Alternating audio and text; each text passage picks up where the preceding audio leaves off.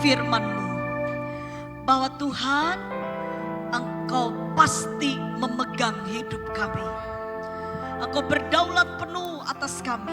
Meskipun kami masih muda, tapi kami tahu saat hidup masa muda kami taruh dalam tangan Tuhan. Maka kami akan melihat perkara yang besar terjadi di masa muda kami. Tuhan, kami yakin Engkau dapat dan sanggup menyatakan perkara-perkara yang ajaib yang dulu Engkau lakukan. Dan Engkau akan tetap melakukannya bagi kami sampai saat ini. Terima kasih buat kasih-Mu. Terima kasih buat kuasa-Mu Tuhan. Kami mau hidup kami berdampak. Kami mau hidup kami lebih berarti. Kami percaya tahun ini menjadi tahun yang lebih baik lagi dari tahun-tahun yang lalu. Kami bersyukur buat kepercayaan Tuhan. Kesempatan yang Tuhan beri bagi kami.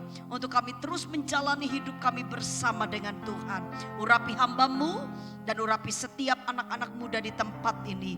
Dalam nama Tuhan Yesus Kristus. Haleluya. Semua yang siap diberkati oleh firman katakan amin. Puji Tuhan. Akan duduk. Shalom teman-teman. Apa kabar? Kejauhan ya. Tapi gak apa-apa ya. Nanti sebentar lagi kalian bisa dapat satu fasilitas yang lebih baik lagi. Ayo dong ngucap syukur dulu sama Tuhan. Siapa yang senang Tuhan sudah tolong pelayanan kalian ya, gereja di tempat ini. Tuhan berkati. Siapa yang senang beri tepuk tangan dulu buat Tuhan Yesus. Puji Tuhan. Bilang dulu dong kanan kiri, bilang begini. Semangat. Kami mengucapkan selamat Natal dan tahun baru. Dan biarlah di tahun ini kita punya semangat yang baru. Amin.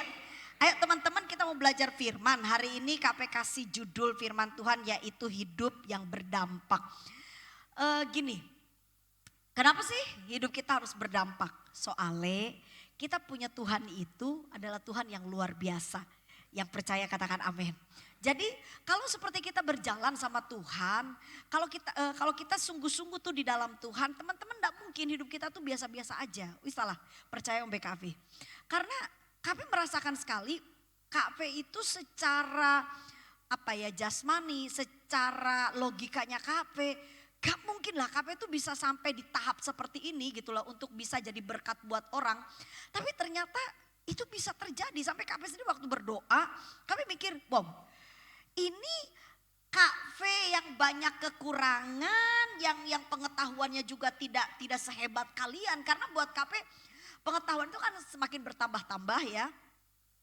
Dan semakin tahun itu manusia itu akan semakin cerdas. Setuju katakan amin. Ya, karena bagaimanapun juga teknologi yang canggih itu akan membuat kalian semakin bisa paham sesuatu. Nah teman-teman, hari ini firman Tuhan akan mengajar kita untuk kita bisa jadi dampak. KP tanya dulu, siapa di sini yang benar-benar pengen dipercaya sama Tuhan? Amin. Tahu nggak waktu kita dipercaya sama Tuhan? Jadi satu kali tuh ya, KP tuh kaget banget waktu gembalanya KP bilang gini, nanti ada tim dari Singapura datang. Terus kami tanya, oh ya itu tim apa? Pendoa V. Oh pendoa.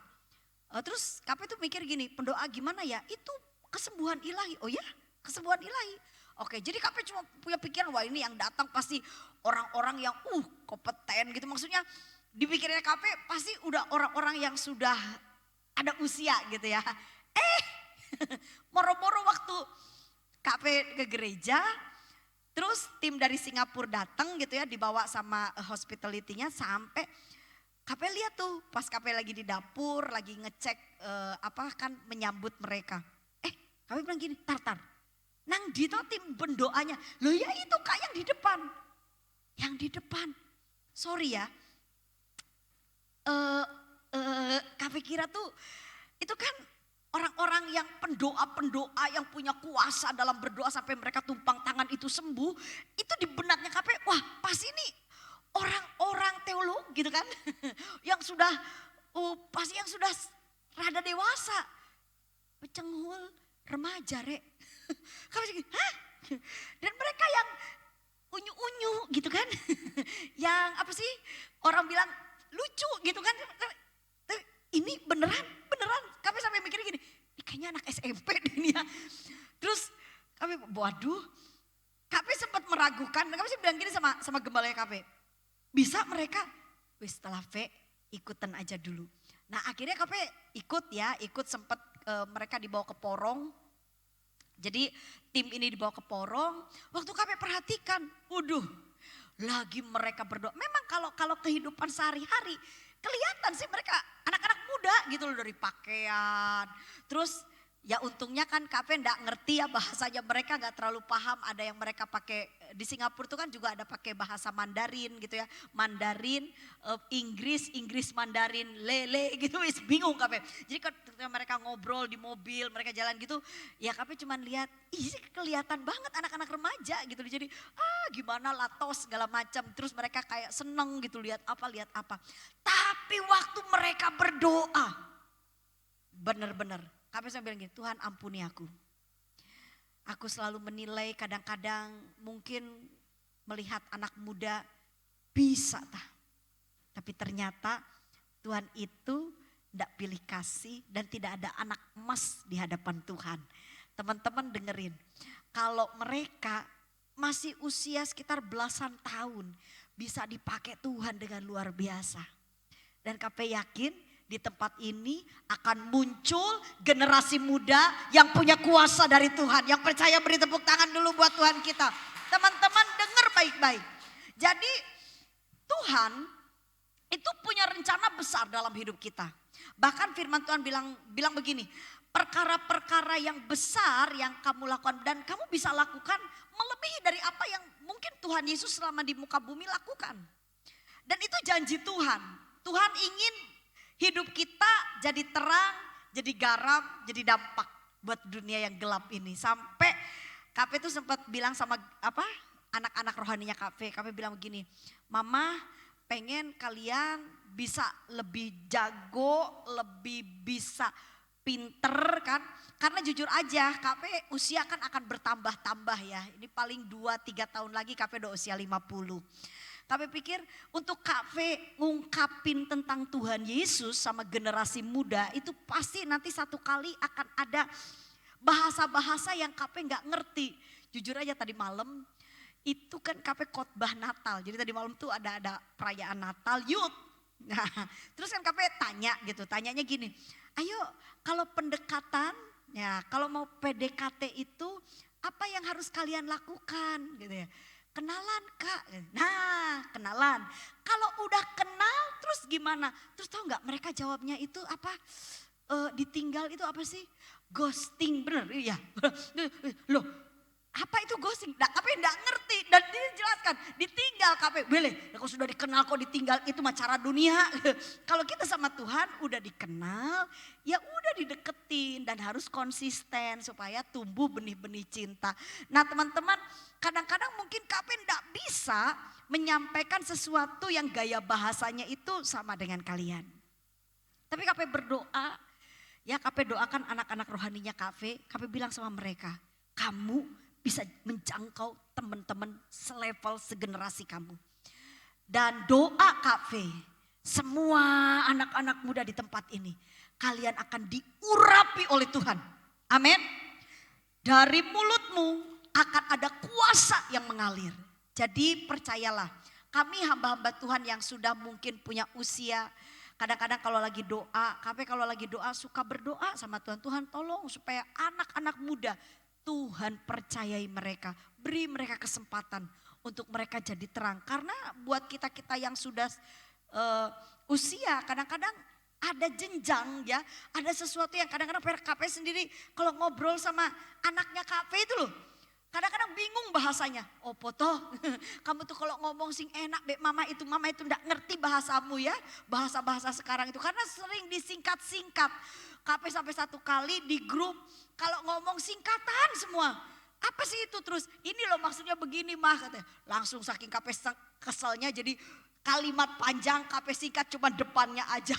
Terus anaknya opo sih mah ini? Yo terjemahno sendiri gitu. Makanya kalau ngomong Bek Mama itu sing bener gitu ya. Mama itu bingung. Iki opo maksudnya ini opo gitu.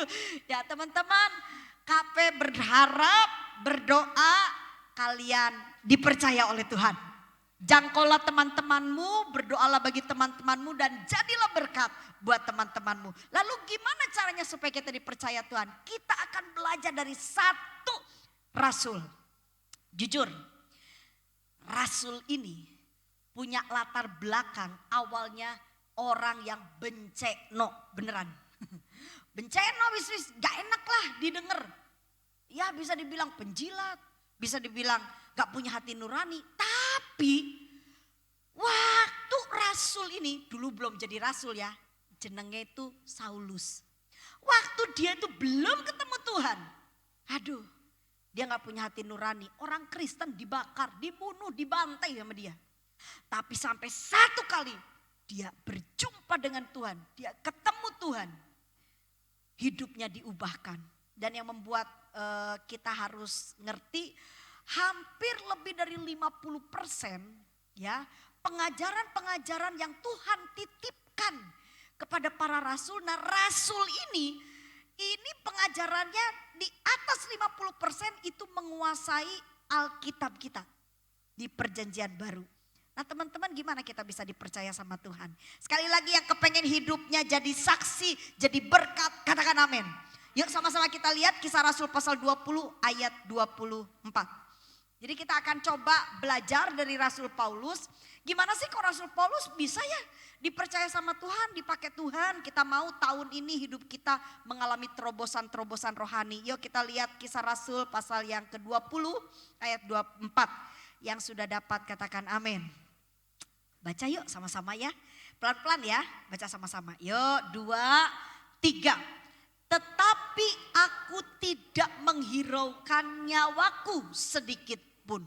Asal saja aku dapat mencapai garis akhir dan menyelesaikan pelayanan yang ditugaskan oleh Tuhan Yesus kepadaku untuk memberi kesaksian tentang Injil kasih karunia Allah. Coba-coba kita lihat deh, kita perhatikan ayatnya. Jelas banget nih ayatnya. Apa sih yang membuat Rasul Paulus itu dipercaya Tuhan? Dari semua ungkapan hati, karena kalau yang lain itu pengajaran. Jadi Paulus ini banyak sekali seorang pengkhotbah yang memang pembicara yang lebih banyak di pengajaran. Tapi di tengah-tengah dia sedang mengajar, itu dia juga sering mengungkapkan hubungan pribadinya dia dengan Tuhan. Nah salah satunya ayat yang kita baca ini mengandung satu pengertian yang bisa buat kita ngerti. Ini ternyata patokannya kenapa Tuhan itu pakai Rasul Paulus. Kenapa Tuhan itu memulihkan kehidupan Rasul Paulus dari seorang yang benceno, dari seorang yang rusak gitu ya. Terus diubah oleh Tuhan. Ntar Kafe mau tanya dulu, siapa di sini yang sadar kalau hidup kita itu tidak sempurna? Yang sadar katakan amin. Nah sekarang sadarkan temennya kanan kiri bilang begini, kita gak sempurna, bilang gitu ya. Nah, jadi karena kita gak sempurna, sesekali kadang-kadang kita hidupnya benceno, betul gak? Nyebelno gitu kan. Kita bisa aja buat nangis orang lain, buat kecewa orang lain. Dimana sini yang cowok-cowok, mana cowok katakan amin dulu. Coba, cowok dengerin ya, kamu itu manusia ya. Karena manusia bisa jadi kalian menyakiti ya, hati-hati yang lembut-lembut gitu kan, hati-hati wanita. Tapi KP mau bilang hari ini, kalau kalian kepengen jadi seseorang yang lebih berdampak, lebih berarti, kita belajar dari Rasul Paulus. Kalau dari kalimat ya, boleh ditampilkan lagi multimedia, boleh bantu. Ayat Kisah Rasul pasal 20 ayat 24 ini punya satu kesimpulan. Ketika Paulus bilang begini, tetapi aku tidak menghiraukan nyawaku. Terus Rasul Paulus itu lebih tekanin lagi bilang begini, asal saja aku mencapai garis akhir. Menyelesaikan apa yang ditugaskan Tuhan Yesus kepadaku. Loh, tar. Ini Rasul Paulus bilang gini, kalau KP terjemahkan dalam bahasa sehari-hari, Rasul Paulus gini, aku gak takut mati. Kalau aku harus mati, gak apa-apa. Tapi yang aku kejar sekarang, aku harus nyenengno hati Tuhan Yesus. Dengar baik-baik. Apa sih membuat Rasul Paulus itu dipercaya Tuhan?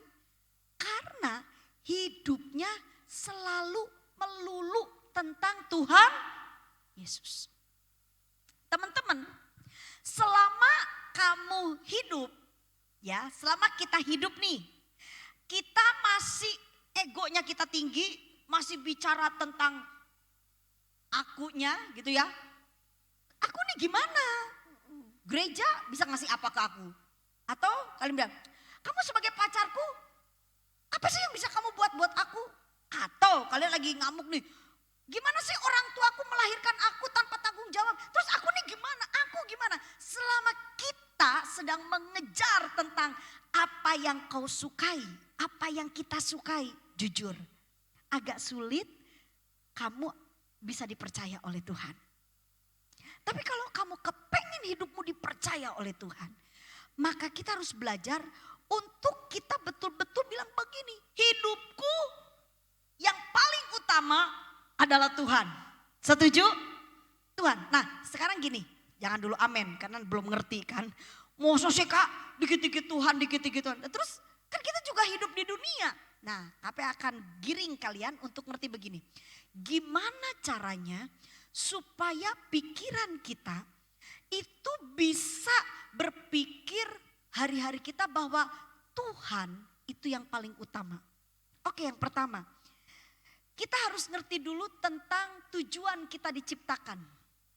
Gini teman-teman, KP biasanya kalau beli barang atau KP suka denger lah ya, orang kalau sebenarnya membeli sesuatu terus suka merespon bilang begini, barang ini bagus loh.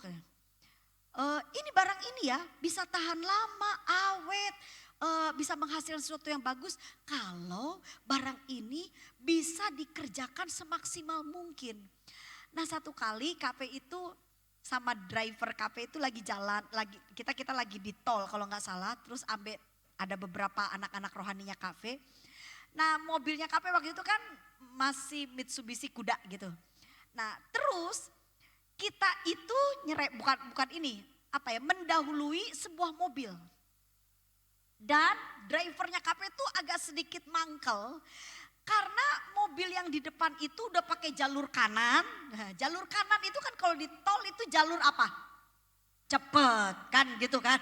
Jalur kanan harus cepet dong, kalau memang pengen lambat harus di jalur tengah atau di jalur kiri kan begitu. Jadi karena ini sampai celotehnya dari anak rohaninya kami begini, bodoh, iku mobil bagus banget, mobilnya mereknya keren gitu loh. Keren banget nih mobil. Aduh, kenapa itu jalan kayak kura-kura? Sampai udah di dim, udah di apa, tenang kayak seperti jalan tol milik kakeknya gitu kan. Buh gitu. Kalau tenang geser gitu, nggak ngerti arti jalan tol gitu.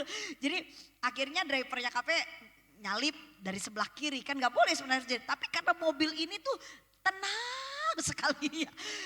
Aduh udah dikasih dim juga nggak ngerti. Ya udah akhirnya KP tuh sampai ketawa waktu anak rohaninya kami bilang begini. Makanya itu loh, percuma beli mahal-mahal, percuma kalau tidak dikerjakan sesuai dengan kapasitasnya. Teman-teman, jangan kalian salahkan lingkungan, jangan kalian salahkan siapapun ketika hidupmu tidak berdampak. Jujur, dan jangan berpikir bahwa aku udah begini memang, aku kayaknya nasibku, sorry. Kalian harus ngerti waktu kita percaya bahwa Yesus adalah Tuhan, maka hidup kita itu sudah ada dalam genggaman tangan Tuhan. Artinya apa? Ada masa depan. Amin. Ada sesuatu yang baik. Jadi kalau jadi orang Kristen, hidup kita tidak mengalami satu perubahan ke arah yang lebih baik, rodo tanda tanya. Ada yang salah dalam hidupmu. Kalau sepertinya kamu jadi orang Kristen cuma keluar masuk gereja, tapi kamu tidak ada sesuatu yang membuat keluarga, tetangga, teman-temanmu bisa merasakan ada berkat dalam hidupmu, itu tanda tanya besar. Karena seharusnya pada waktu Tuhan memanggil kita, Itu Tuhan manggil kita bukan untuk buat kita jadi biasa-biasa. Tuhan memanggil, Tuhan memilih, Tuhan juga yang akan memperlengkapi. Amin. Kami sangat yakin ketika seseorang mendekat kepada Tuhan, seharusnya itu hidupnya pasti ada sesuatu yang bisa jadi dampak. Minimal lah dampaknya di mana? Buat temen. Kalau kamu punya temen, ya, KP jujur, KP ini punya satu komunitas. Nah, teman-temannya KP itu pernah hidupnya gak beres banget. Waktu itu KP tahu, cuman KP diem. Nah akhirnya beberapa ya hampir setahun inilah mereka itu bergaul deket sama KP. Nah waktu mereka bergaul, kaget KP karena salah satu temennya KP yang cewek itu ngomong begini, ih seneng ya deket KP, kenapa? Terus ya, iya soalnya kita mulai agak ini KP, soalnya dulu waktu KP itu enggak deket-deket sama kita lah, kita deketnya sama si A gitu ya. Dia ngomong ada satu orang, aduh Kak kalau kumpul-kumpul, nimbrung-nimbrung, kita ini kan hamba-hamba Tuhan. Tapi kalau kumpul-kumpul tuh ngomongannya tuh hal-hal yang aneh-aneh gitu Kak, kadang-kadang ya rada kotor gitu. Sampai aku tuh mikir gimana sih kayaknya kita komunitas para pelayan tapi kok kayak gini. Nah ketika Kak V mulai ada kesempatan untuk gaul sama kita, lebih dekat sama kita, aku tuh bisa bener-bener ngerasain. Nah kenapa? Karena satu kali waktu itu ada salah satu ya di antara mereka tuh ngomong begini, aku kasih masukan nih sama pendeta A kata gitu. Masukan apa? Iya kamu tuh sekarang tuh sudah top, ada di level gini, kamu udah jadi orang yang bisa dilihat banyak orang. Mobilnya diganti katanya. Terus kamu tuh HP-nya jadul banget diganti. Jujur itu yang ngomong tuh pelayan Tuhan. Dan KP langsung bilang gini, hey kamu maksudmu apa? Dan KP bilang begini. Terus nah ini temennya KP yang cewek dulu bilang, memang kalau menurut pandangannya KP gimana? Kalau pendeta, kalau hamba Tuhan, jangan fasilitas yang ditonjolkan. Buat KP akan bangga melihat seorang hamba Tuhan. Kalau sepertinya dia punya kuasa. Bukan mobilnya kayak apa, jam tangannya kayak apa, HP-nya kayak apa. Itu mah gak ada urusannya dengan yang labelnya hamba Tuhan gitu. Hamba Tuhan itu harusnya kalau dia lagi berdoa, kuasa Tuhan terjadi, yang sakit disembuhkan. Amin. Jadi kami dan akhirnya KP ya jujur KP bilang rubah cara berpikir kita, ngapain kayak gitu-gitu. Dan KP baru ngerti ternyata memang hari-hari ini ya karena hamba Tuhan kan tambah muda-muda. Jadi kadang-kadang itu yang di pikirannya itu lebih banyak yang just money. Jadi mereka bilang gini, di standarnya kerohanian diukur dari standar just money. Waduh salah total. Nah teman-teman karena seperti itu dan KP punya pemikiran tidak seperti itu. Dan KP kasih tahu sama mereka dan puji Tuhan. Nah sekarang ini cara pandang mereka jadi lebih baik. Nah KP bilang sama temannya KP, kalau kamu dekat sama aku, salah satu yang akan Tuhan kerjakan, kita harus banyak berdoa. Harus peka dengan suara Tuhan. Gimana sih caranya supaya Tuhan itu betul-betul bisa ngomong sama kita. Dan kita bisa ngerti, oh itu suara Tuhan, itu suara setan gitu. Kita bisa membedakan. Jadi ketika ketemu dengan KP bahas tentang hal-hal yang rohani. Nah dengerin, ini sesuatu bayangin, ini di kalangan orang-orang yang bisa dikatakan rohani. KP gak bisa bayangkan komunitas kalian kayak apa. Ini pendeta-pendeta loh.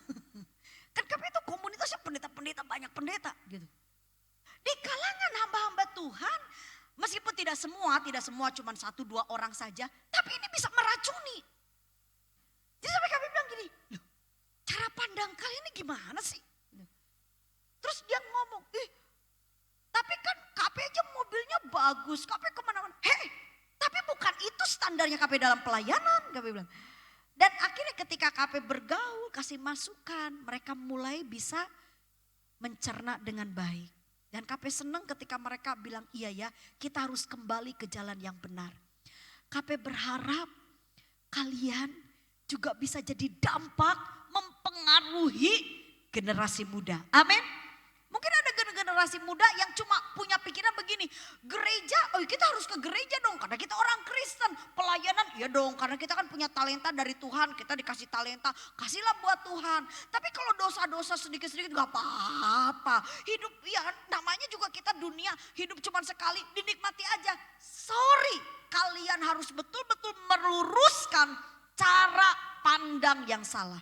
Dan jadilah dampak. Tapi untuk seperti itu, kita gak akan punya kuasa, kita gak akan bisa jadi dampak kalau kita gak belajar. Ya apa caranya supaya hidup kita ini jadi dampak. Apalagi kalau kalian punya teman-teman lingkungan yang terlalu radikal gitu. Atau mereka yang punya satu karakter yang sulit untuk diberi masukan. Nah kalian harus belajar dari Rasul Paulus. Jujur buat KP, Rasul Paulus itu tinggal di lingkungan yang keras. Rasul Paulus itu sampai dikejar-kejar mau dibunuh. Ya kalau kita lihat sejarahnya Rasul Paulus, dia punya kehidupan benar-benar gak nyaman sebenarnya. Udah begitu kita juga baca di Alkitab, bangsa Israel juga bukan bangsa yang taat-taat banget. Tegar tengkuk dari nenek moyangnya itu sudah kayak begitu. Dan bayangkan teman-teman, itu ya tantangannya Rasul Paulus itu bukan hanya dari luar. Udah orang luar kepengen bunuh dia, kepengen benar-benar nyakiti dia. Dia juga tantangannya dari dalam juga. Ada banyak perpecahan di dalam komunitas anak-anak Tuhan. Sampai dibilang, oh kamu golongannya Paulus, kamu golongannya Apolos. Itu runyem gitu loh. Nah bagaimana Paulus bisa tetap dia bisa dipercaya oleh Tuhan? Karena Paulus selalu mengutamakan Tuhan. Nah gimana caranya? Yang pertama, yuk KP akan ajak kalian. Supaya hidup kita itu maksimal di hadapan Tuhan. Kita harus tahu dulu pada waktu kita diciptakan ini tujuannya buat apa. Seperti apa. Kita lihat dulu dalam Kejadian pasal pertama ayat 27. KP baca buat teman-teman. Kejadian pertama ayat 27 bilang begini. Maka Allah menciptakan manusia itu menurut gambarnya. Menurut gambar Allah diciptakannya dia laki-laki dan perempuan diciptakannya mereka. Perhatikan kata segambar itu ditulisnya selem. Teslem itu punya pengertian bayangan. Nah bayangan ini teman-teman, ini sebenarnya memberikan arti bahwa buat budaya bangsa Israel ya, kalau udah mereka itu dengerin bayangan, itu mereka tahu bahwa Tuhan mau supaya mereka hidup seturut dengan apa yang Tuhan inginkan. Teman-teman, mari kita atur kehidupan kita. Jalani hidup ini, perhatikan pengajaran-pengajaran Tuhan. Kalau kalian benar-benar kepengen dipercaya oleh Tuhan, maka melangkah dan isi hari-hari kita dengan apa yang Tuhan mau. Yang dengar katakan amin. Dengan apa yang Tuhan mau. Jadi contoh, ketika kalian itu dideketi sama orang, ya, kami mau kasih tahu, hati-hati. Pilihan kalian atau langkah awal keputusan kalian hari ini, itu akan menentukan hari depanmu. Waktu kalian dideketin orang, entah orang itu mau jadi temenmu, mau jadi pacarmu, mau jadi siapapun atau berbisnis sekalipun, ingat, datang dulu ambek Tuhan. Tanya ambek Tuhan. Jujur, Kak V ini kalau bersahabat ya, jadi kan Kak V ini hamba-hamba Tuhan di Sidoarjo itu banyak. Dan Kak V juga perlu temen hamba Tuhan yang bisa sharing, yang bisa ya searah gitu kan. Nah waktu Kak V coba ngeliat, kan banyak tuh. Mandang wajah-wajahnya, kami pikir sopo ya Tuhan yang bisa diajak sharing. Karena kalau salah teman bisa kecewa kan begitu. Jadi ini dalam pertemanan nih, ini pertemanan karena buat KP teman itu bisa mempengaruhi kita, setuju? Kan kalau sebenarnya kita berteman dengan siapa, itu dia setidaknya 20%, 30% akan mempengaruhi kita. Apa yang dia omongin, apa yang dia infokan sama kita ya. Kehidupannya dia itu bisa berpengaruh. Makanya waktu KP mau dari begitu banyak teman-teman hamba Tuhan. Waktu KP pengen deket berdoa KP. Sembayang. Jujur yang paling lucu ya. Jadi ini ada salah satu temannya KP cewek. Dia sudah berumah tangga. Jadi pertama kalinya KP itu lagi berdoa sama Tuhan. Tuhan aku harus deket sama siapa. Biar aku bisa sharing yang berbicara tentang pelayanan di gereja lokalnya KP gitu kan. Waktu selesai meeting tuh sama staf penggembalaan. Terus KP keluar entah bagaimana muncul bayangan wajah si salah satu hamba Tuhan cewek ini.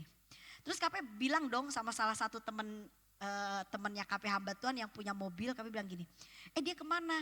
Udah pulang duluan kak. Loh kok lucu ya belum makan kok udah pulang gitu. Iya KP ini gak ngerti kepengen banget ke rumahnya. Entah bagaimana kayak Tuhan itu menggerakkan pergi ke rumahnya. Kebetulan ternyata suaminya KP itu lagi ada acara pengen kumpul-kumpul dengan para pemain musik. Terus makan-makan. Terus KP dengernya itu nah suaminya yang masak gitu kan. Jadi KP bilang gini kita ke rumahnya. Entah bagaimana pokoknya KP cuman ya langsung begitu aja KP bilang sama temannya KP yang punya mobil ini. Anterin KP dong ke rumah dia. Oh iya ya ayo KP. Kok tumben KP biasanya selesai meeting langsung pulang. Ya enggak ngerti kepengen aja ke rumahnya. Kalian tahu enggak? Tuhan itu kalau kita udah berdoa ya. Tuhan itu nuntun dengan cara-cara yang tepat. Waktu KP datang kaget KP. Karena suami istri ini lagi duduk di depan. Matanya tuh sembab. Lah KP cukup kaget dengan temannya KP yang punya mobil. KP bilang kenapa ya mereka? Oh iya kenapa ya kak? Cepat-cepat keluar dong dari mobil. Terus KP deketin, KP bilang, terus mereka kaget loh. KP, sampai si suaminya tuh mencolot dari duduk loh. Kak Vera, karena gak biasa KP itu nyambangi gitu kan. Mereka pikirnya KP ini super sibuk, jadi gak ada kesempatan lah buat nyambangi ke rumah salah satu dari hamba-hamba Tuhan. Tapi entah bagaimana Tuhan suruh, ayo pergi ke rumahnya. Udah. Singkat cerita ngobrol demi ngobrol apa yang terjadi, rumah mereka tuh kontrakan dan mereka disuruh keluar dari rumah itu. KP cukup kaget loh. Kenapa? Ya enggak tahu kak. Loh kalian belum bayar, kita nih sudah taken kontrak. Maksudnya itu masih ada jeda 2-3 bulan lagi lah ke depan. Sampai dia bilang loh pak kalau kita harus keluar kasih kesempatan. Kan namanya orang keluar dari rumah kontrakan dia juga harus cari rumah dulu. Dan dia udah punya anak gitu loh. Dan dia, kok cepet banget gitu loh. Dia bilang waduh. Nah sedangkan keuangan mereka itu mereka sudah habiskan untuk biaya beli rumah DP nih. DP-nya rumah, sekarang tuh rumah itu mahal-mahal ya. Jadi kalian benar-benar dekat sama Tuhan. Biar kalian bisa lihat mujizat Tuhan dalam hidup kalian. Amin. Gak usah khawatir, yang pasti kita dekat pasti Tuhan buka jalan. Jadi mereka udah habiskan tuh uang mereka dan mereka gak pegang uang. Kan kalau sebenarnya mereka harus keluar dari kontrakan, ngontrak dulu sebelum rumah tanah yang mereka beli itu dibangun. Kan itu perlu waktu lama. Jadi singkat cerita mereka kaget. Lihat KP dan KP bilang kenapa? Udah gak bisa ngomong. Si istri akhirnya nangis lah. Dan cerita begitu. Hati KP. Nah di benaknya KP loh. Suaminya KP ini punya rumah. Punya rumah yang dulu KP tempati gitu dengan suami. Tapi udah gak ditempati, kita udah pakai rumah yang agak baru yang udah direnovasi. Terus di hati KP. Aduh wis gini. Jadi KP itu sempat bilang sama suami istri ini. Wis sekarang kalian berdoa yuk. Berdoa, Kak V tak pulang, tak ngobrol sama Ko Daniel. Terus tahu gak teman? Waduh, Kak V kayak Ratu Esther ya, mau menghadap Raja Ahasverus. Karena Kak V juga kan harus bicara sama Kodan baik-baik gitu. Maksudnya Kak V sampai di perjalanan Tuhan, aku harus ngomong apa sama suamiku ini supaya suamiku tergerak untuk menolong. Nah, karena kan namanya rumah itu kan gak sembarangan gitu loh teman-teman. Ditempati gimana KP ngerti lah ya. Tapi waktu itu KP cuma bilang, Tuhan kalau ini dari Tuhan bukakan jalan. Gak taunya suaminya KP langsung dong. kasihan ya, kasihan. Ya wis tinggal di rumah. Jadi singkat cerita mereka pun tinggal di rumahnya KP dan jadi tetangga. Lihat cara Tuhan. KP itu sedang berdoa, Tuhan dengan siapa aku harus dekat? Aku perlu teman. Dan ternyata mereka ini adalah pasangan suami istri yang betul-betul punya mesbah doa. Mereka punya hati mengasihi jiwa-jiwa. Wah, dan mereka rajin sekali. Jadi teman-teman dengar, waktu kita memilih orang, waktu kita ingin coba untuk memutuskan sesuatu, jangan sampai tidak berdoa. Amin. Tuhan punya cara yang luar biasa. Ya, KP aja dapetin Ko Daniel sembahyang dulu. Sembahyang dulu. Caranya Tuhan luar biasa. Padahal waktu Ko Daniel mulai deketin KP itu KP masih ada cowok gitu ya. Jadi KP ini lulus sekolah Alkitab tuh masih ada calon suami lah waktu itu katanya begitu. Katanya dia itu deketin KP dan bilang begini, Tuhan berbicara kepada saya gelo. Dia bilang, hah Tuhan berbicara? Iya kamu adalah calon istriku. Tapi ternyata cowok ini gak bener. Ya, nah waktu itu Ko Daniel itu deket sama KP. Ko Dan suka tanya-tanya, Kak Vera seneng ya sudah punya pacar. Kata, iya, terus KP itu bilang sama Ko Dan, nanti Dani kalau dapat istri berdoa ya supaya dapat istri yang baik. Ternyata jadi suaminya KP ya. Jadi konseling ya akhirnya jadi, nah waktu itu KP gak pernah kebayang kalau sampai KP cuma mikir waktu KP berdoa, oh ini calon suamiku. Siapa dia? Ya yang KP pikir itu adalah pacarnya KP waktu itu. Nah Tuhan itu punya banyak cara untuk menolong kita. Nah gak taunya dia selingkuh, dia dengan perempuan lain, KP cukup terluka. Nah di tengah luka itu hadirlah Ko Daniel. Jadi teman-teman kadang-kadang kita gak tahu jodoh kita yang mana, gak usah bingung. Jodoh itu ada di tangan Tuhan, amin. Asal kita deket ambek siapa tuh? Tuhan. Jadi masa depan kita ada di tangan Tuhan. Yang penting, nah sekarang ini yang Tuhan mau. Kalau kita mau lihat sesuatu yang baik, ayo. Kita harus melakukan apa yang Tuhan mau. Itu dari penciptaan. Kalau dibilang slam, bayangan berarti kita harus menjalani apa yang Tuhan jalani. Kita harus ada di tempat di mana Tuhan ada. Kita harus melakukan sesuatu yang Tuhan mau kita lakukan. Itu dari penciptaan itu kita harus mengerti seperti itu. Sekarang yang kedua, kita mau belajar nih dari hal ini. Apa yang kita harus pahami supaya kita itu betul-betul mengutamakan Tuhan. Jadi teman-teman kalau kita gak ada di dalam Tuhan, gak deket sama Tuhan, jangan mimpi kalian punya masa depan yang baik. Yang kedua, yang terakhir, kita lihat Yohanes pasal pertama. Yohanes pasal pertama ayat 10 sampai 12. KP akan ajak kalian perhatikan baik-baik. Ayatnya bilang begini. Yohanes pasal pertama ayat 10 sampai 12. Ia telah ada di dalam dunia dan dunia dijadikan olehnya. Tetapi dunia tidak mengenalnya. Ia datang kepada milik kepunyaannya, tetapi orang-orang kepunyaannya itu tidak menerimanya. Tetapi semua orang yang menerimanya diberinya kuasa supaya menjadi anak-anak Allah, yaitu mereka yang percaya dalam namanya. Nih KP mau jelaskan ayat ini. Jadi ayat itu bilang begini. Tuhan itu datang dari surga. Tuhan datang ke dunia. Dan Alkitab jelas sekali bilang begini. Datang untuk milik kepunyaannya. Kenapa kita di manusia itu dikasih slogan milik kepunyaan Tuhan? Karena memang manusia diciptakan oleh Tuhan. Jadi Tuhan itu nyiptakan manusia dan Tuhan bilang kamu milik kepunyaanku. Tapi sayang sekali waktu Tuhan datang ke dunia, kepengen datang kepada milik kepunyaannya, ternyata manusia itu menolak Tuhan. Sebenarnya pada dasarnya waktu Tuhan datang ke dunia ini, Tuhan ingin menyelamatkan seluruh manusia di muka bumi. Semua. Makanya Tuhan bilang jangan ada satupun yang binasa. Kenapa? Karena hati Tuhan itu sayang. Karena Tuhan ciptakan kita bukan untuk dibinasakan. Yang setuju katakan amin. Tuhan manggil kita, milih kita, ciptakan kita. Karena Tuhan betul-betul ingin memiliki kita.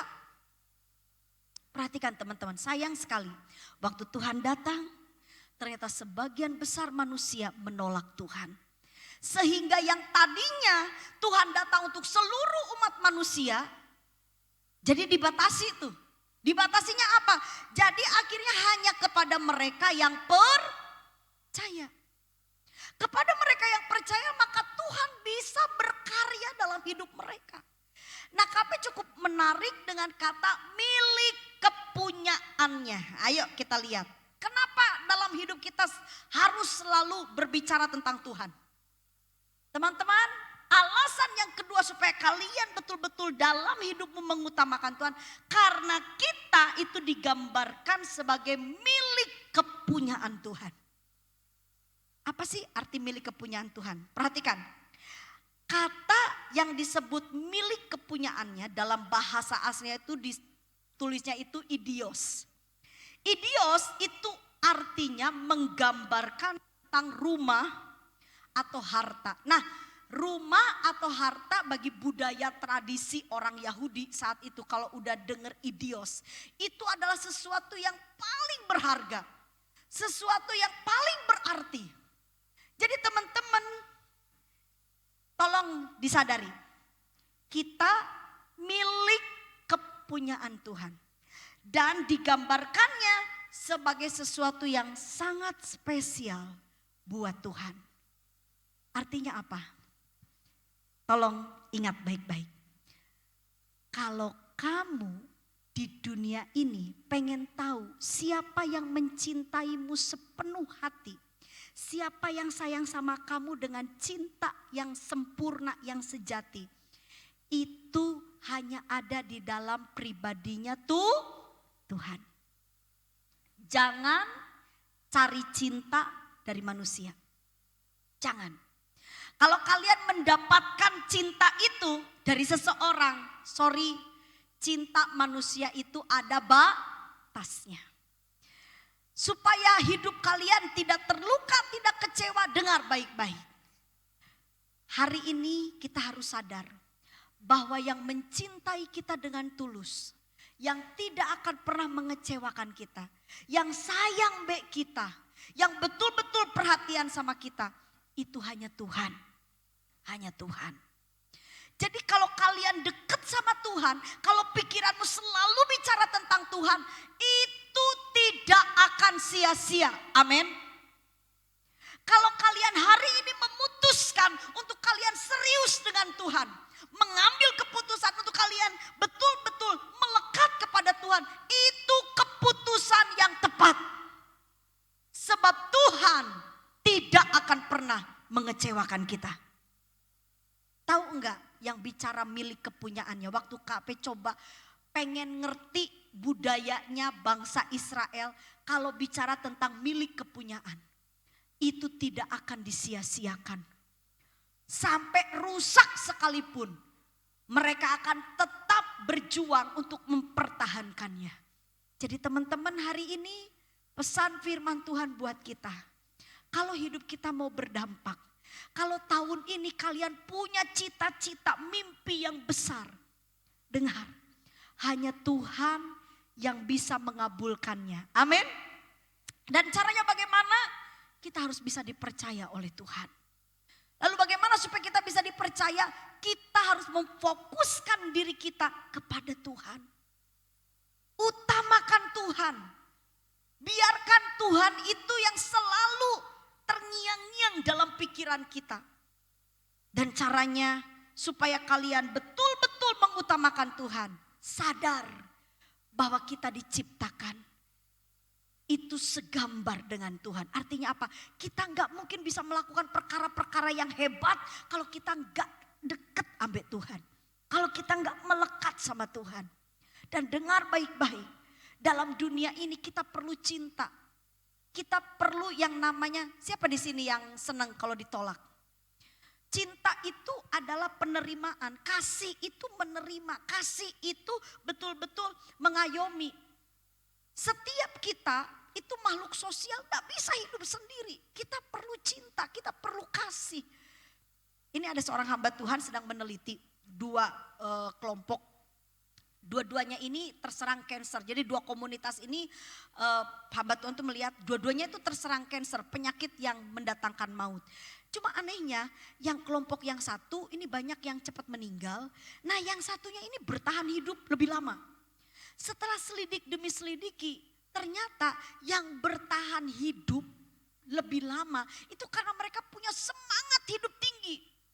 Terus setelah diselidiki lagi, kenapa ya kok semangat hidupnya tinggi? Karena mereka merasa dicintai, disayangi. Orang kalau mendapatkan cinta, coba lihat. Orang kalau baru jatuh cinta pasti beda. Betul nggak? Ya yang tadinya bau ketek gitu kan, berubah gitu kan. Yang tadinya nggak pernah dandan, ketika jatuh cinta tuh ngaca terus. Dan berubah ke arah yang lebih apa? Lebih baik. Cinta itu akan mengubah sesuatu kehidupan dari yang tidak nyaman menjadinya nyaman. Coba kalau kalian senang dengan seseorang. Meskipun awalnya kita mungkin lagi gak senang loh. Dulunya kita gak senang sama orang ini. Apa orang ini? Gitu dia jahat gitu, judes. Wah dia memperlakukan terlalu otoriter lah begini. Tapi ketika ada rasa mulai sayang, kita mulai berpikir gini. Oh dia otoriter itu soalnya kan untuk kebaikan. Ya kan? Terus kita pikir karena ada rasa cinta. Sesuatu yang dulu kita nilai itu negatif. Akhirnya karena ada rasa seneng. Apa yang terjadi? Yang negatif itu akhirnya diubahkan cara pandangnya jadi positif. Cinta itu akan membuat hidup menjadi lebih berarti. Makanya kenapa generasi muda itu digambarkan seperti soko guru. Ya jadi tonggak gitu. Kenapa? Karena generasi muda itu tidak lepas dari suasana cinta. Allah itu kasih. Ya, Allah itu adalah gambaran yang paling sempurna di dalam mencintai. Jadi teman-teman hari ini, ayo kita harus bangkitkan iman kita. Ingat kalau kamu menghadapi sesuatu yang sulit, ingat ada pribadi yang mencintai kita dengan sempurna. Dan dia adalah Tuhan. Ayo kita bangkit berdiri bersama-sama. Mungkin kalian hari ini berkata di dalam hati, kakak gak tahu aku lagi punya masalah yang besar. Aku lagi benar-benar boring, aku lagi benar-benar susah. Dengerin, hanya orang yang mencintaimu dengan tulus yang bisa nolong kalian dengan cara yang sempurna. Dan hari ini firman Tuhan menyadarkan kita, Tuhan itu sangat mengasihi kita. Sampai Tuhan katakan di dalam firman Tuhan bahwa kita ini adalah milik kepunyaannya. Idios itu adalah sesuatu gambaran bahwa kita spesial di mata Tuhan. Jadi teman-teman ayo hidup ini tidak lama kita jalani. Tapi ingat selesai dari dunia ini kita akan menjalani kehidupan yang kekal. Dan jangan sia-siakan, jangan kita sampai berpikir bahwa Tuhan itu tidak peduli dengan kita. Tuhan adalah Bapa yang baik. Ada satu pujian yang akan membuat kita betul-betul sadar bahwa kita ini perlu Tuhan.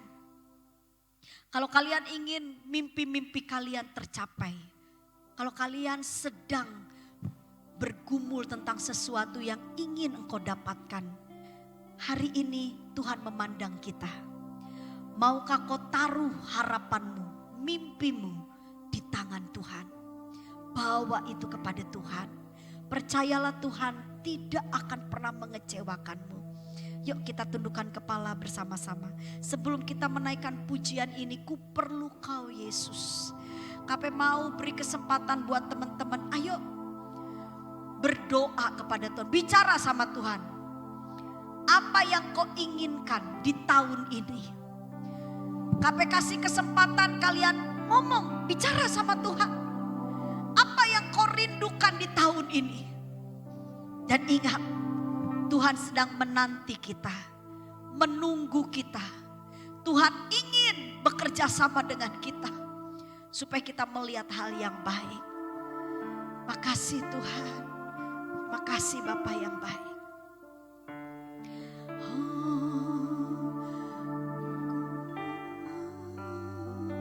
Terima kasih. hatiku, Kau di pikiranku Tuhan. Ku perlu Kau Yesus.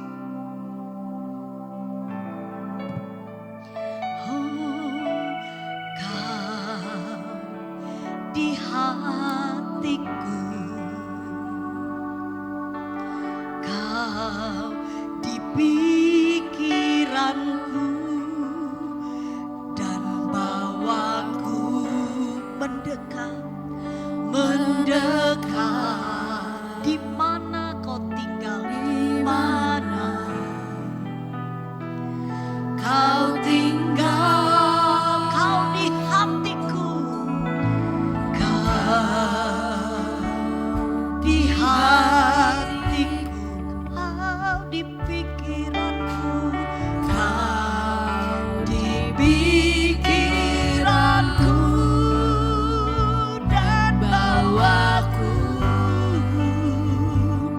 mendekat. Di mana Kau tinggal, Kau tinggal. Ku perlu Kau Tuhan, menjamah hatiku. Oh, ku perlu Kau Tuhan di hidupku, di hidup hanya Engkau Tuhan, hanya Engkau Tuhan. Mengerti hatiku, mengerti hatiku, hanya Engkau Tuhan yang ku perlu, yang ku perlu Engkau Tuhan. Katakan, ku perlu Kau Tuhan, menjamah hati. Kami perlu Kau Tuhan, Kau Tuhan di hidupku, di hidupku. Hanya Engkau Tuhan, mengerti hatiku, mengerti hatiku. Hanya Engkau Tuhan yang ku perlu, yang ku perlu. Teman-teman, dengar baik-baik. Yang Cafe alami, Tuhan itu tidak pernah mengecewakan. Kita yang mungkin sering mengecewakan Tuhan. Seringkali ego kita yang muncul. Seringkali kita hanya memikirkan diri kita. Padahal Tuhan udah bilang dengan jelas, carilah dahulu kerajaanku dan kebenarannya. Artinya apa? Tuhan cuma minta dekat obe Tuhan. Cari Tuhan. Sungguh-sungguh obe Tuhan. Kenapa? Karena Tuhan itu sanggup pelihara kita. Tuhan itu mau kasih yang terbaik dalam hidup kita. Apa yang gak pernah kita pikirkan, apa yang gak pernah timbul di hati kita, itu Tuhan sediakan buat kita. Karena Tuhan itu Bapa yang baik. Lebih baik dari orang tua kita, jujur. Lebih kaya dari orang tua kita. Orang tua kita punya keterbatasan. Tapi Tuhan itu tidak terbatas. Tuhan cuma minta kita nurut sama Tuhan. Jadilah anak-anak muda yang hidup dalam kekudusan. Jadilah anak-anak muda yang bisa menghormati orang tuamu. Kalaupun kau berkata, oh kakak gak ngerti orang tua kayak apa. Bagaimanapun juga perintah Tuhan itu kita harus taati. Supaya kita punya masa depan yang baik. Hari ini Tuhan katakan engkau adalah milik kepunyaanku. Tuhan mau buktikan kepada kita bahwa cinta Tuhan itu besar buat kita. Karena Tuhan cinta, Tuhan gak akan buat kita menjadi kekanak-kanakan. Tuhan akan hajar kita, Tuhan akan bentuk kita, Tuhan akan proses kita. Supaya kita jadi anak-anak Tuhan yang dewasa. Sebab itu jangan jauh dari Tuhan. Katakan pujian ini dari hatimu, bilang, ku perlu Engkau Tuhan. Ku perlu Kau Tuhan. Jamah hati kami Tuhan. Menjamah hati.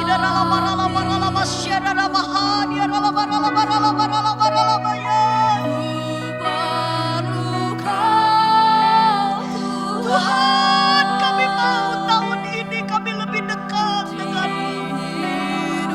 Kami ingin mengerti hatimu, kami mau kejar hatimu Tuhan.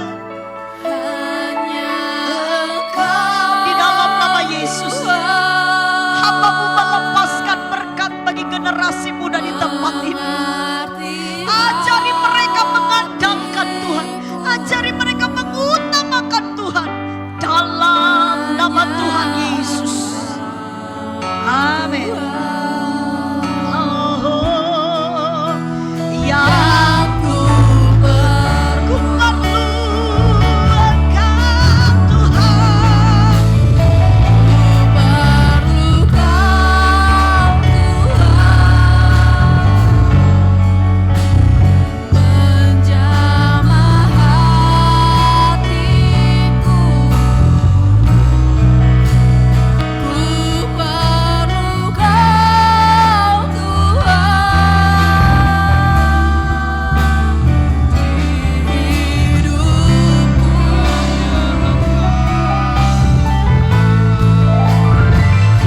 Hanya Engkau Tuhan mengerti hatiku. Hanya Engkau saja Tuhan. Hanya Engkau Tuhan yang ku perlu. Hanya Engkau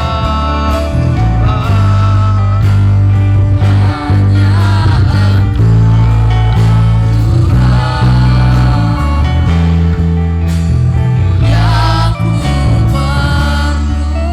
Hanya Engkau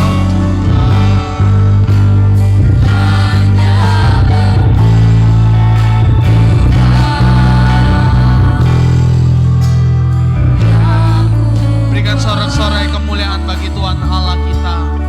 Benar Tuhan, lewat penyembahan pada siang hari ini, lewat lagu pujian yang kami nyanyikan ini, bahkan lewat kebenaran firman yang telah kami dengar pada siang hari ini, kami sadar Tuhan, bahwa hidup kami bukanlah milik kami saja Tuhan, tetapi milik-Mu Tuhan sepenuhnya. Untuk itu Tuhan, biarlah setiap firman yang telah ditabur pada siang hari ini boleh termeterai dalam kehidupan kami. Biarlah kami tahu Tuhan bahwa kehidupan kami ketika ada di dunia ini adalah kehidupan yang penuh dengan rencana. Bukan hanya kehidupan yang biasa-biasa saja.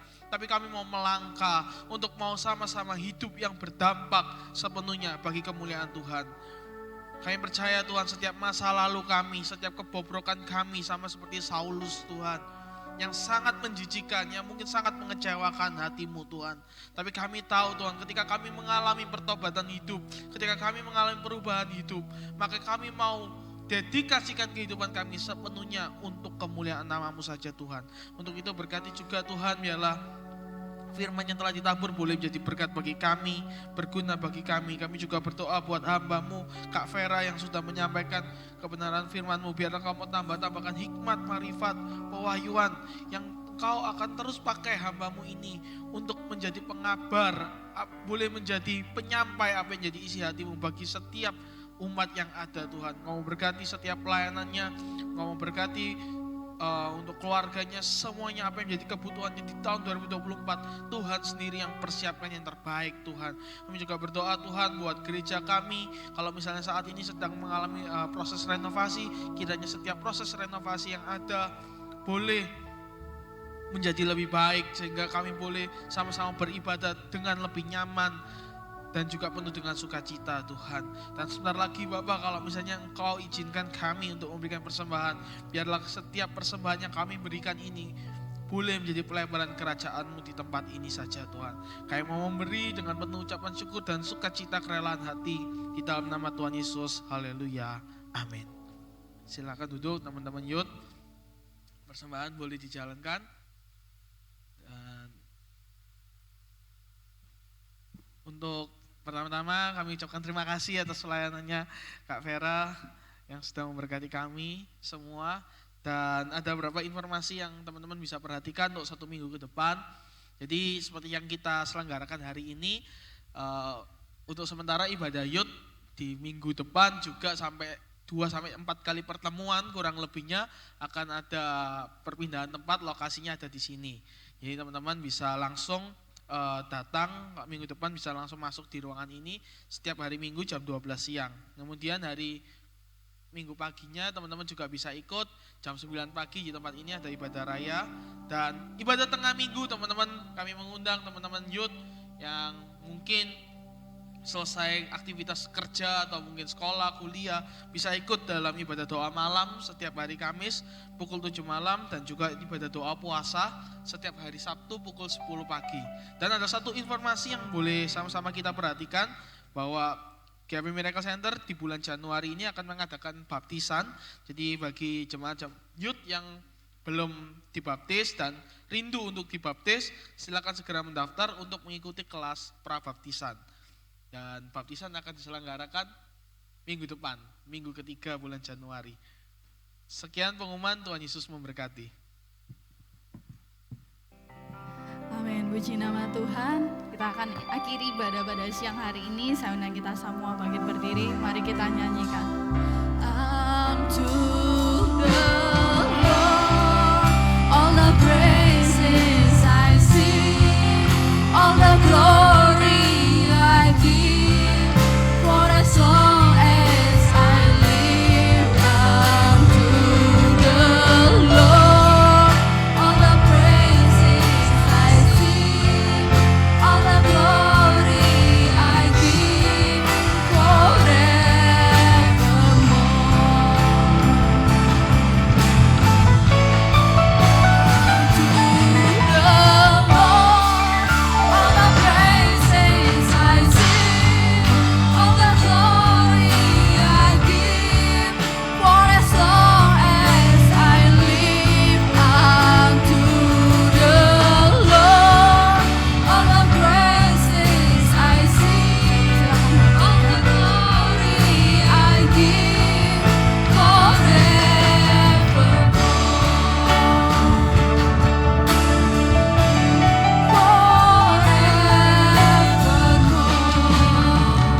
Amin Tuhan.